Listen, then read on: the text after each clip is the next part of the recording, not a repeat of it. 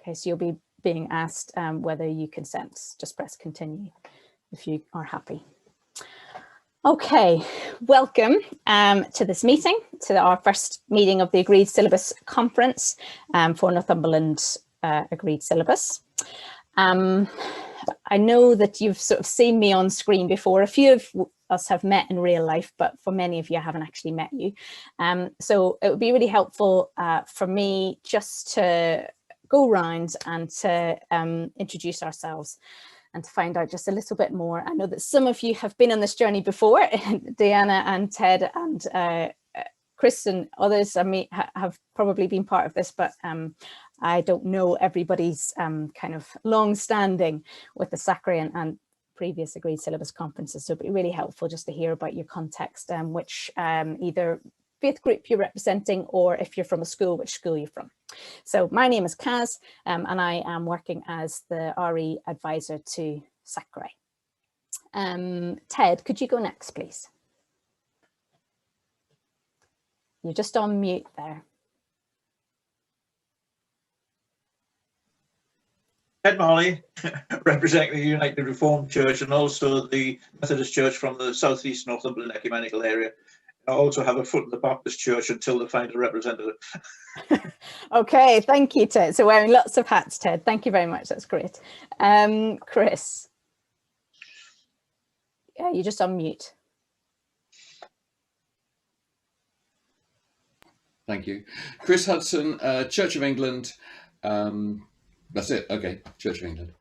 Okay. Deanna. Technically Vice Chair of Northumberland SACRE and representing the Jewish community, but that will include the Reform Synagogue as well. Thank Although you. I'm a member of the Orthodox. Okay. Fab. Thank you, Deanna. Good that you're wearing more than one hat as well. That's fab. We're all busy tonight. Stuart. Yes, Stuart Dealove. I'm a member of Humanists UK and represent Humanists North East. Great, thank you, Stuart.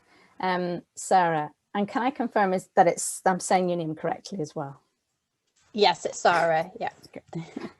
I'm a teacher at Rothbury First School, which is a small village school in the hills, and I'm the RE coordinator. I joined the SACRE, I forget time now, over a year ago. And this is the first time, obviously, I've done an Agreed Syllabus conference. Great. Well, thank you. You're very welcome. And Miriam. Hiya. Hi. Sorry, I'm you on my phone. I'm trying to log in on the computer instead. My name's Miriam, and I'm representing the Islamic religion from Islamic Diversity Centre as well. Okay, fab. Thank you, Miriam. And we all know Dave and the others are Luke and the recording device, so I think we're sorted. Okay, thank you very much for that. Really good to see you all. Thank you for your time. I'm really conscious that Sarah's got to leave at past, so for another meeting. So I want to not to rush through, but to get through as much as we can before she's got to go. In terms of the agenda, the next item was apologies. Oh, that's brilliant. We've got you, Miriam. No, that's fab. I've had apologies from Joyce Miller, who is unfortunately unable to join us this evening, but hopes to join us at our next meeting. And what I wanted to do next was just to go through the role of the Agreed Syllabus Conference, because I know that there's a mixture of experiences in the group, and some have been here before lots of times and others this is brand new to you. So I'm hoping that technology is going to work for me, and I'm going to share my screen and share a PowerPoint from NASACRE, which is the National Association of SACREs, that just explains what an Agreed Syllabus Conference is. Okay, so hopefully you can see my screen. Can you see a PowerPoint in front of you? Yeah, fab. Okay, so we've done we're on the third item of the agenda there, the role of the Agreed Syllabus Conference. Okay, so this is NASACRE's guidance, just so that everybody's really clear on what we're doing. So whilst everyone here other than me is actually a member of the SACRE, the Agreed Syllabus Conference is a separate statutory body, and it's brought together specifically with the purpose of producing the Agreed Syllabus, so it's separate from the SACRE. In terms of statutory requirements, every local authority is required to establish and support an occasional body, i.e. this committee, this conference, which must produce and recommend to the local authority an agreed syllabus. It must meet in public, hence the discussion about being live streamed tonight. It must unanimously recommend a syllabus for adoption. So that means each of the committees need to have a unanimous vote, but everybody in the committee doesn't necessarily have to agree. There has to just be a consensus. And it must include on any subcommittee at least one member of each of the constituent committees. So if this group were, for example, to become a subcommittee, we would need to make sure that it's still got representative. It's got the same group structure as a SACRE, but they're technically groups in a SACRE and committees on an agreed syllabus conference. It's made up of representatives from the same groups, but may or may not be the same people. We discussed this previously by email. There is no provision for co-opted members, but as it's a public meeting, we can have observers, but in terms of their membership of the group, they don't have a vote. It can be chaired by an appointee of the local authority, or may be permitted to choose its own chair. Dave had already allocated me as the chair of this committee.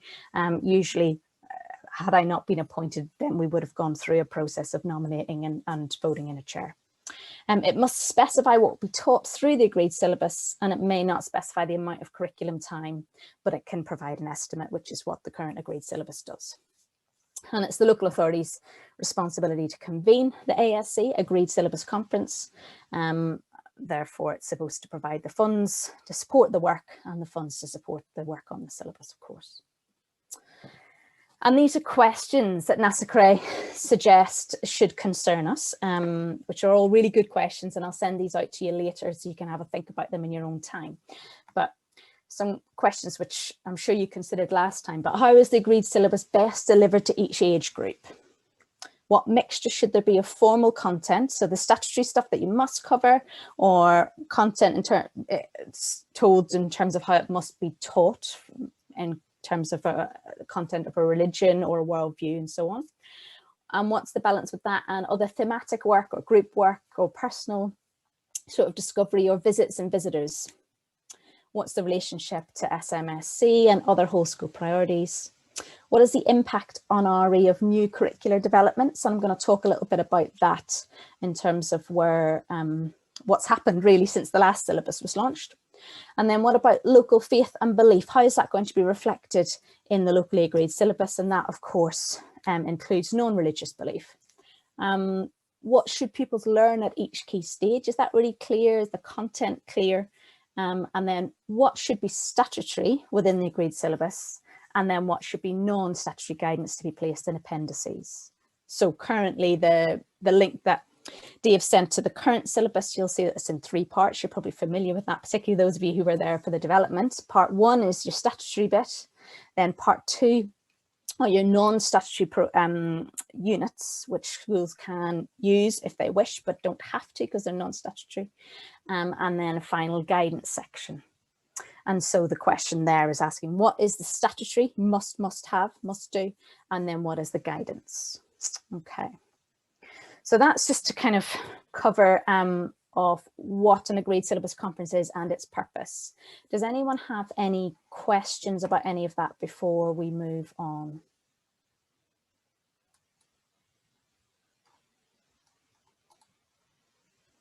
That's fab. If you do later think about things that you don't want to ask now, then do just drop me an email, that's fine.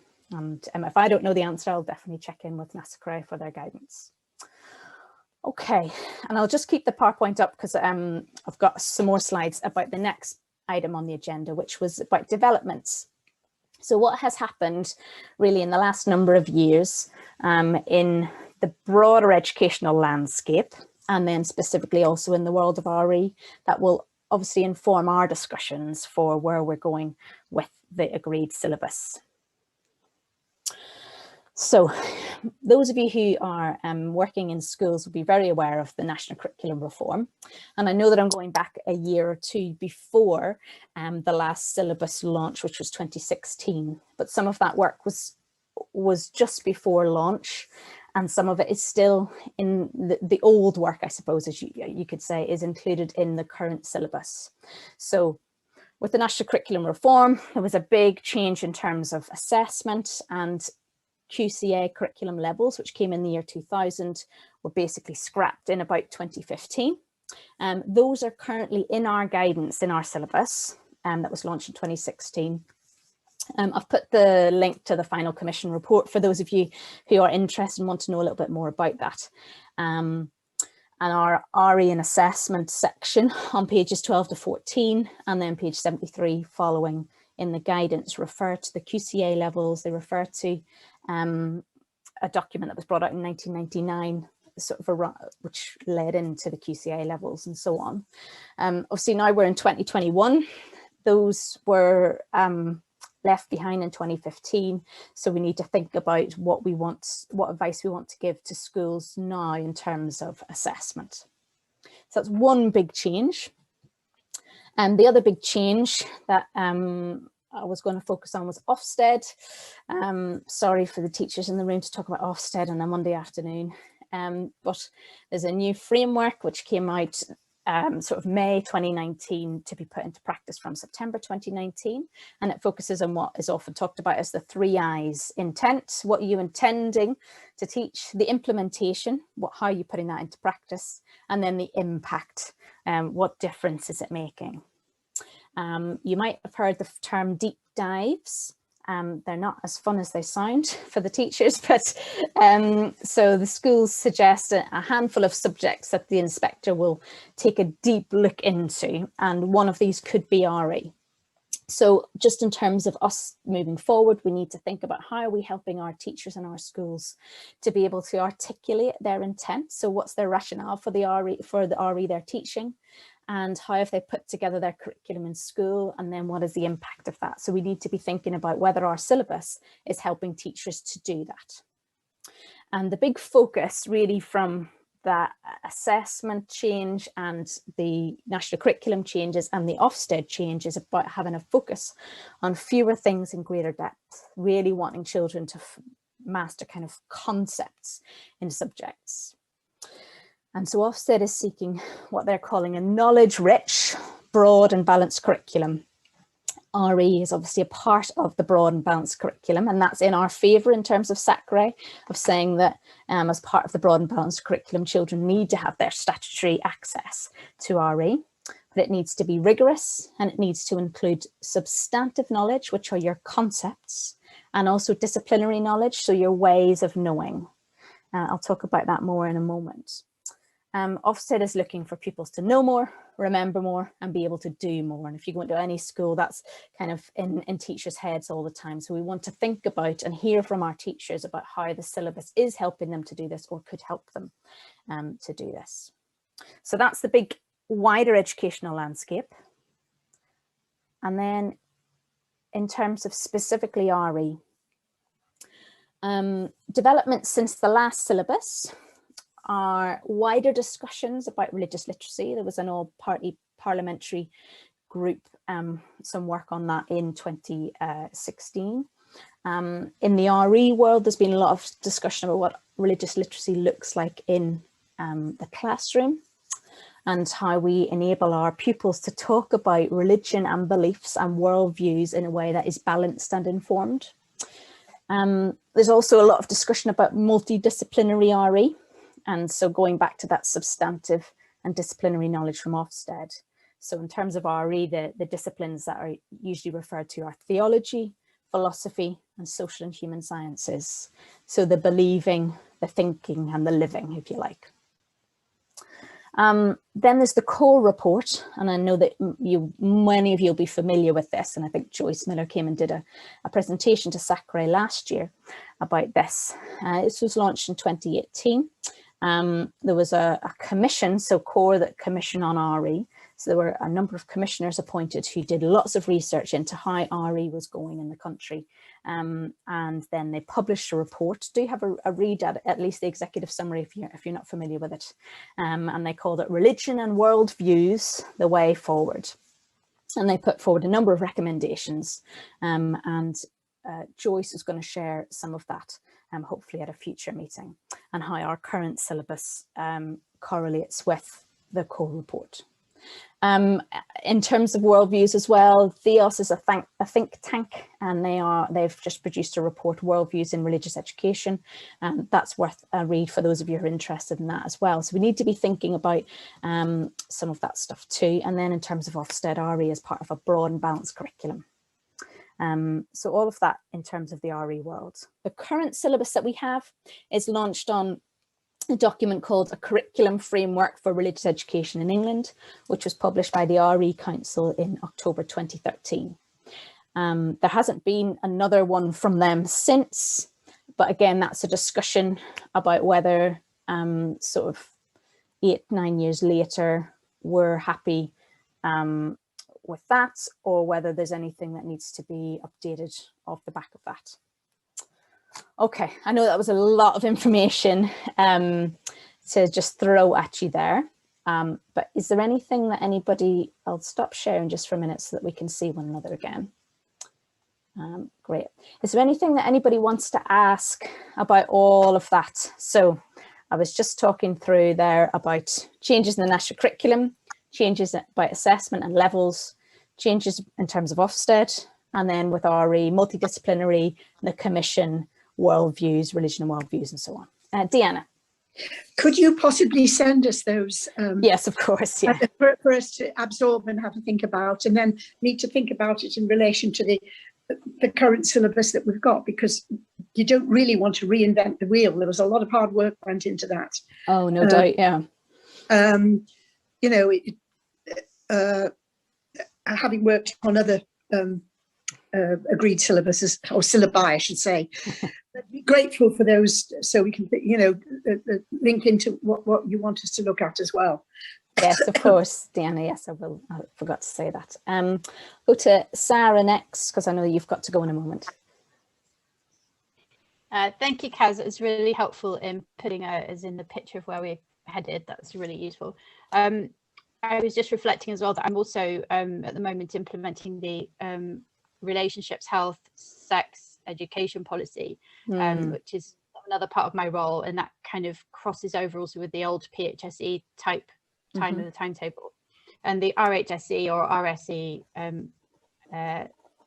curriculum is really quite demanding, and does also sort of involve lots of sort of philosophical worldview, personal development type aspects, and I think it'd be worth putting that into the mix as well as another thing that we're sort of looking at, taking over a bit from the citizenship and the other kind of bits that were sort of floating around a bit. It has been coalesced a bit more into a fairly sort of rigorous curriculum, so I think it might be useful as well to look at that. And one of the things that I'm looking at the moment is whether to go for sort of a question-based curriculum approach, or, you know, there's various different ways that you can sort of frame the curriculum, and those sort of filters, if I shared a document I was looking at today actually which set out some of those filters, that might be something else we could look at as to sort of how the curriculum is actually framed. What are the hooks that we're using? So that's something I could send you if that would be useful. Great, thank you, Sarah. That would be really useful. I think that's you've got to the nub of the issue with there. What are the hooks? What is this kind of overarching pedagogy that fits together that teachers can hang on, and whether they understand what we've currently got, or whether we need to do some work to either help them or to make some changes. I know that Ted and Chris had hands up as well. Deanna, were you wanting to respond specifically to Sarah's point?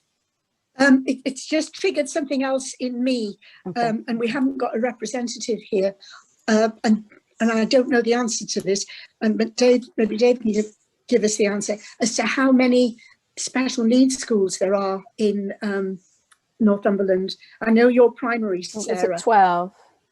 Was that? Is that 7?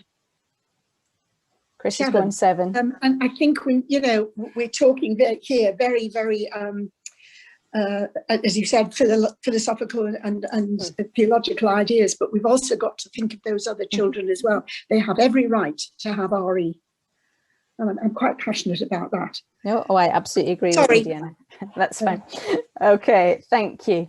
Ted, and then we'll go to Chris. Just a quickie, I'm wondering if people who weren't on the previous one have access to that core document, the Commission RE document of September 2018, whether it's necessary for people to see that. I'll send that's a good point, Ted. I'll send a link to that. I don't think Stuart will have seen that, for example. Oh, he's got his thumbs up. He has. No, he has, right. Okay, well, I'll send a link to that because it's available online, and then anybody who hasn't seen it can. Good point. Thank you, Ted. Chris. Something else that's happened is that the RE Today have produced Understanding Christianity, as you well know, and I think Understanding Islam, I think was either in the pipeline or has been done, and I think Understanding Humanism was also coming out through. The strength of this, okay, it's a resource, and there's lots of resources out there, is that it's theologically very rich. When we're talking about concepts, sorry, the light on me is doing some interesting things like that. But there's, if we're looking at conceptual work, there's some very good work that's already being done that we may wish to draw on for that. Great, thank you, Chris. And just to declare an interest in that particular resource, so I'm the accredited trainer for this area on understanding Christianity, and I've trained lots of schools to use that. And so if that is a resource that people are interested in, I'd be more than happy to explore that together as well. Obviously, as Chris says, it's a resource, not a syllabus, but it could be something that schools draw on to fulfill the statutory requirements of our syllabus. And yes, Understanding Islam is still in the pipeline. But yes, they've got big aims. They want, massive project, and the Christianity one took them a long time, and Islam is still on its way. However, they did a picturing Christianity resource at the time with pictures of kind of Christianity across the world, and they have just published their Picturing Islam. So hopefully that's a sign of things to come, the first fruits. Sarah, thank you for coming, and we'll send the rest of the notes to you. Okay, thank you, Chris. That's really helpful. And I'm happy always to talk about that. Okay, Fab, is there anything else anyone wanted to ask on any of those kind of changes? Hi, Caroline. It's yes. Miriam. Hi, Miriam. I was just wondering, do you know the book that Chris just held up? Yes. Is that something that the SACRA can, or the Agreed Syllabus Committee rather, can give us recommendations? Like, we can give recommendations for teachers, even though it's not, like you said, it's a resource, it's not on the syllabus. So can we give reading lists, basically? Yeah, if that was something that the Agreed Syllabus Conference and also the SACRA were happy with, then yeah, there's no reason why we couldn't do that. In terms of that particular resource, it requires training to go alongside it. So you can't just buy it, you have to be involved in the training package, because RE Today wanted the training to have and the resource to have impact. Okay. They've currently, I'm exploring with them at the moment, they've got some money actually to roll the Understanding Christianity resource out for use in community schools, so those who, as in schools that don't have a religious designation, at a subsidised rate. So I'm exploring that at the moment, and that could be something that Northumberland SACRA could benefit from. Oh, sorry, the group that has published those books that Chris was talking about is called RE Today. RE Today, yeah. So you might have heard of NATRE, the National Association of Teachers of RE. So RE Today is a sort of almost sister organisation. Okay.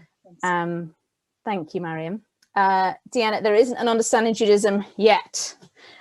So the Understanding Christianity was the first piece of work, and I think they are, their ultimate aim is to work towards the other faiths as well. Yes, Deanna. There isn't an Understanding Judaism, but there is, and I always have a mental block about the name of the book. I'll find it and put it on. But there is a guide for teachers. It's not for children.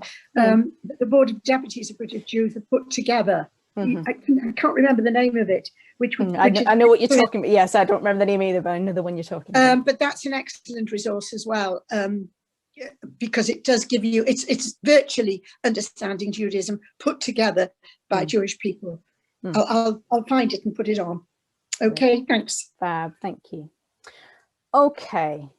Oh, sorry, Stuart.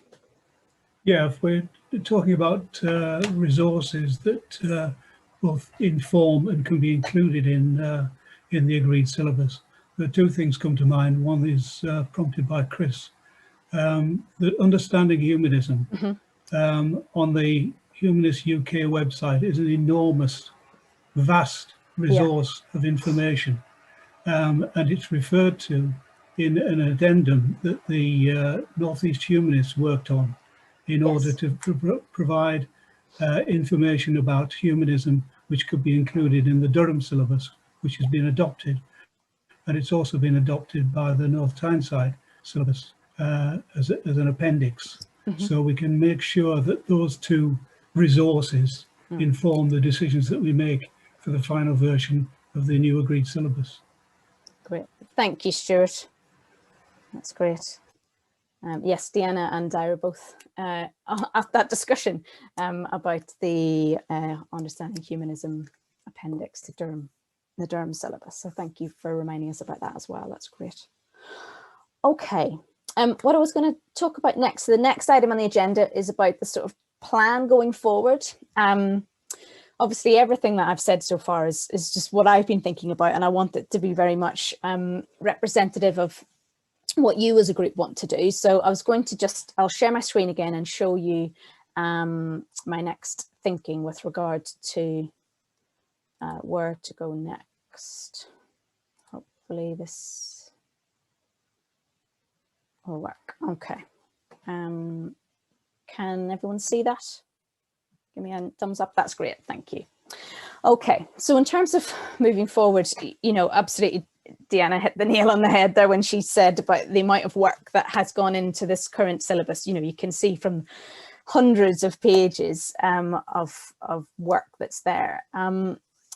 So really, for me, I'm very, very keen just to hear what teachers think, given that they are the people in the classroom doing the work and using this resource. I've read, say, the syllabus, and I don't know as much about the history of it as you all do, but looking at the units, the introduction to that said that they didn't actually change substantially last time in 2016, so they presumably have been in place since about 2010, 2011 when they were first written. So that might be something we want to think about, whether they need a refresh or not. And so really what I want to do is to get opinions from teachers, and I've put there across all phases and from special schools. So I haven't forgotten about them as well, because I really want to hear about what's helpful for them in terms of, obviously in special schools, it's about doing what RE as far as is practicable, but what can we provide that might actually help that to happen.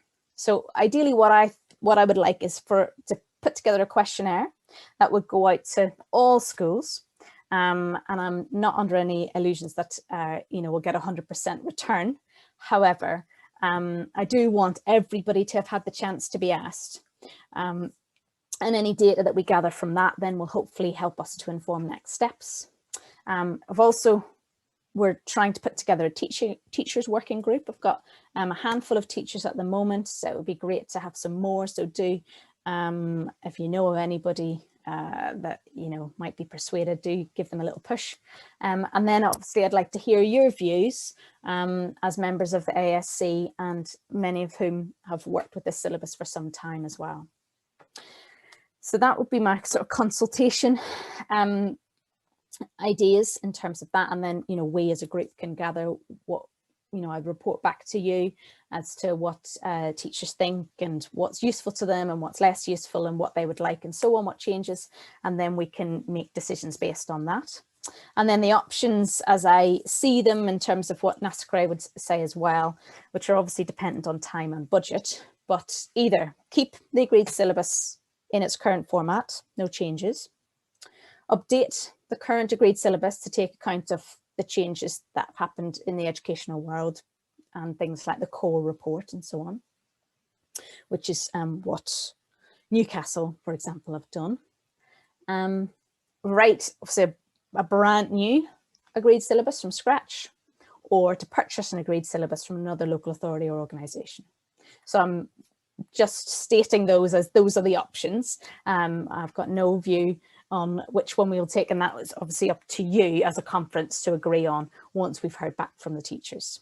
And so then in terms of the process, for those of you who are new to this, once the decision has been made, the agreed syllabus conference has decided which of those to do and has the syllabus, whatever it is, then that will be voted on by the conference, and then that will be recommended to the to Northumberland County Council for them to approve that. So, and I'll just run through some of the questions that are in my head, and obviously then I'll send them to you and you can have a chance to think about them as well. But what I'd be interested to know from you folk is what, in your view, and you don't need to tell, you want time to reflect on this. Obviously, if you do have reflections right now, you can share them in a minute. But time to think would be really great to sort of email or tell me next time or whatever. But what do you feel are the current strengths of what we have at the moment? And what might be the weaknesses or the areas for development? What changes do you think need to happen? Then in terms of your view, what was or is the impact of the current agreed syllabus over the last sort of since it was launched in 2016? What's the impact been?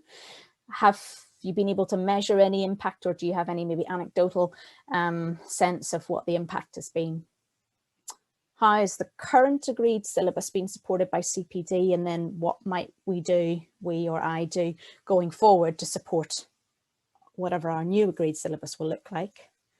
And then questions about coverage. So how did we decide, how were decisions about religion and worldviews coverage made? So how were the decision made that we would do Hinduism, for example, in Key Stage 1 and Islam in Key Stage 2 and so on? Those sorts of questions.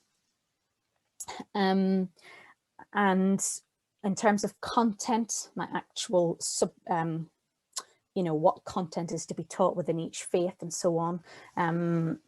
How is that clear and so on? And what about other things that are thematic that aren't currently in the syllabus? Is that something you'd be interested in having? So those are lots of questions for you, and I'll come back to those in a second. And then these were just a starter for 10, lots of questions that I was thinking about in terms of the teachers.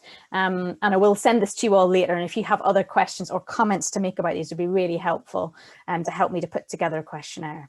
So right from the very basics, I want to ask them, how easy do you find it to use and to plan from? Because obviously if they don't find it easy to use, then we need to know why and what we can do to help them. Would some sort of planning process or perhaps an exemplar overview, so in year 1 you could do this, year 2 you could, and so on, would that be helpful to you? Do they use the units that obviously previously people, and Phil particularly I imagine has spent hours of work on them? Are they actually using them? Do they feel that they're helping them? If so, what do they find useful? And if they're not using them, what are they using instead and why? And I think that will be helpful for us to know. Then are you clear about the subject content you need to cover? So if you're teaching a unit on Judaism, are you clear about what the content should be? And how do you ensure progression and avoid repetition? And by repetition, I don't mean, I would absolutely advocate a spiral curriculum where you revisit concepts in more depth as the children progress through their schooling. But there is a danger as well, particularly when pupils move perhaps from first to middle to high, when they're sort of moving mid-key stage. How are schools making sure that, are they really clear on what's going to be done in lower key stage 2 and what's going to be done in upper key stage 2, for example, so it isn't repeated or that content doesn't get missed. Then in terms of assessment, are they using the old levels? Are they using age-related expectations? Are they using something different? That will be really helpful, because I think that's something the teachers feel very at sea at. And that's one of the most commonly asked questions with my other hat on, working with the Church of England schools. How do we assess this? So I think that will be something to look at. And then maybe some more general questions. What would you like to keep in the syllabus? Or what changes would you like to see? Is there anything else you'd like to share? And there could be many more questions, but those are my starters for 10 that I've been thinking about in the last few weeks. And then specifically for the secondaries or high schools, our pupils offered the option to study GCSE RS. And then what's the provision for those who aren't studying GCSE? So i.e., are you meeting your statutory duty, and how are you doing that? Is the syllabus providing what you need? You know, we sort of across the country, fewer students are studying GCSE. Often short course used to be the way it was done, and short course has now been dropped. So is what we're providing enough for non-statutory RE at Key Stage 4? And then the same questions for the sixth form. So schools that have a sixth form, are you offering A-level RS, and how are you meeting your statutory duty for RE in the sixth form? Okay, so that was lots and lots of questions. So those are my questions for them. And these are my questions for you, which you don't need to necessarily have answers to this moment. But it would be really good to hear from you as you reflect and you've had a chance to reread, because it's a big document. There's lots to take in, but thinking about what do you think are the strengths and the areas for development? What about the impact? Is it having the impact that you want it to have? If not, what can we do about that? And you know, what changes do you want to see happening, or are you happy with it as it is? And that's, you know, I'm new to this syllabus, so I'm really wanting to hear from you and from teachers about how you feel about it. Okay, I'm going to stop sharing so you're not overwhelmed by all my questions. So I'll give you a chance now to to ask questions. Is that a thumb up, Ted? Has cognizance been taken in the previous questionnaires that were sent out, Carolyn? There was a lot of feedback came from teachers the last time, which we then incorporated into the document. And I know that Dave asked the question whether we wanted the teachers' comments to be fed through yourself or to be fed direct into this group. Reading from what you just described there, it obviously coming through yourself. Has cognizance been taken of the previous comments that were made? Can you? So I have a copy of the last survey that was done a few years ago, and it's a mix of a few local authorities, and then there are some specifics to Northumberland, which I can certainly have a look at. Those questions were maybe not quite as specific with regard to the syllabus content and the unit content as I would like to be, just in terms of I really want to know what's going on in the ground and how people are feeling about it, and whether they're feeling confident. Yeah, you've got a few more open questions there, which we didn't have before, which is good. Okay. Thanks, Ted. Chris. You're asking some very, very good questions there. It struck me rereading it how there's no obvious medium-term planning as it, or overviews or an exemplar. You could do it like this, or you could do it like that, dependent on your school needs. There's nothing like that. And if I was, say, starting year 5, new to the school, what would I do? It's a massive stuff to take in. So it needs to be much more teacher friendly. So those questions are very, very good. Thank you, Chris. Yes, I'm very conscious, particularly, you know, we know how squeezed teachers' time is. We know how budgets are tight, and training and getting people out for training and all of that is difficult. And then we throw in COVID and children being out of school for effectively a year, really. And these teachers are just under such pressure that I'm just really conscious of that, and conscious of just trying to make it as accessible and as simple for them as possible. And I'm very conscious of that when I was thinking through a planning process. If I were coming to this brand new, as you say, where would I start? And it's fine if you're very confident and you've got lots of subject knowledge, but we know that for many of our teachers, they're not confident, and we need to try and support them with that. So thank you, Chris.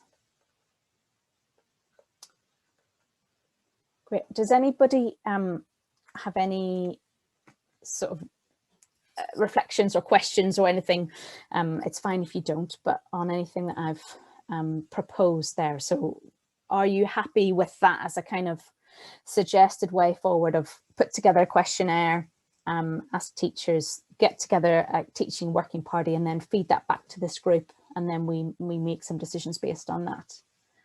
A thumbs up from Ted. Yeah, okay, great, okay, fab. And does anybody have any sort of questions that you want to ask, or reflections on just the last couple of slides there, on anything else that struck you rereading the syllabus just now? Can I just ask, Caroline, Yes. how long is the turnaround time for the questionnaire from teachers? How long are we going to be giving them to complete it so that we can get that data and have a look at it? Great question, Miriam. Do you have a I think that would be something I would talk to Dave about probably. I'm very conscious that Mr. Johnson is going to be making an announcement later tonight, and that schools are likely, well, the hope is that they'll be back on the 8th of March, and I think there's going to be a lot on their plates. So I'm not expecting a super quick turnaround, if I'm honest. But I'll speak to Dave about, I think it's important that it lands at the right time, when we give them enough time to do it, but not so long that they'll say, oh, I'll do that another time, and then it doesn't get done. That's great question, Miriam. Do you have, if you have a particular view on it, do share it? Do you have a time frame that you think would be good, Miriam? Not really in a sense, because I was just thinking about the time when we have to, is it propose it back to the council by September or something? Because I'm really like oh, hang on, I think Dave's put something in the chat. Yeah, is it September that we have to have this finalized by? So everything, like, yeah, good question, Miriam. That's a great question. I probably would like to manage people's expectations that I don't think September is realistic on 1 day a week, which is what I have to work on it. In terms of the syllabus, so Miriam, I don't want to tell you things you already know, but a syllabus has a 5-year shelf life, and it needs to be reviewed in that sort of at the end of those 5 years, and we're in the review period, and that's okay that if things push on a little bit, because we've now begun the review, and that's fine. I personally, and I imagine you will agree, that we would rather get it right and make sure it's the right thing than rush to get it through for September. Because if we wanted to start in September, we'd need to launch it in June. In order to get it through the council, we would need to have that to them by, what, April, May, which is only, for me, 10 working days away, which, you know, in order to give this its due, and give it the time that it demands and it deserves for our children and our teachers, I think, and well, hand on heart, I know that September is unrealistic as a time frame. I think I'm seeing nodding and people sort of agreeing. So hopefully hopefully it hasn't come as a big surprise, and hopefully it's not something that's disappointing. But I would rather get it right than rush for September. And teachers have just so much on their plates anyway. We need to be thinking through how are we going to, even as and when we do launch it, how are we going to launch it in a way that we're offering as much support as possible to teachers, in a way that they're going to be able to access it in the midst of all of the sort of catch-up curriculum and everything that they're trying to do as well. So great question, Miriam. Okay. Can see some wry smiles from people. Okay, and just going back to our agenda, I think it was just any other business, yeah, and then the date and time of the next meeting. So I haven't had, I forgot to say at the start, sorry, I haven't had any other business. Was there anything else anyone wanted to throw in? Yes, Chris. Just those of us around the table here, so to speak, we can represent to some extent the faiths or beliefs that we're coming from. I'm conscious that Hinduism and Sikhism, we ain't got a lot here. And I certainly, regarding teaching Christianity, you know, as I mentioned earlier, there's been quite a bit of developments. It would be very easy for us to miss out on stuff, what is going on in Sikhism or Hinduism. Yeah, thank you, Chris. How are we going to get around that? Great point, thank you. Yes, I was very conscious. I was chatting to Dave earlier before the meeting about the relatively small number of people who've volunteered to be in this group out of the larger, so there's 20 on the books. David said that he would send out another invite after this meeting. Yes, I absolutely agree. I would really like to have all of the faiths and worldviews represented in this group, ideally. If not, if they're not able to commit, then it might be a case of me or some of us having a conversation with our Sikh representative or a Hindu representative, or other members of those communities, so that we make sure that we haven't missed them off in that process. But thank you, that's a really good point. And if Dave, if you could minute that would be really helpful. Thank you. Great. Any other final sort of reflections or any other business? Great. Okay, the final thing on the agenda was to set the date of the next meeting. Those of you who are astute will see that that meeting took place at 8:30 this morning. So it says 22nd of February. So well done if you made that one. So the next one is supposed to be the 22nd of March.